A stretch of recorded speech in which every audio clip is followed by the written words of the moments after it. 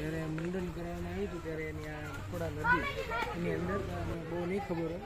આ જે જન્મસ્થળ આમનું છે મેઇન, અહીંયા જ તેમનો જન્મ થયો હતો અને આમનું પ્રાચીન મંદિર ભગવાનનું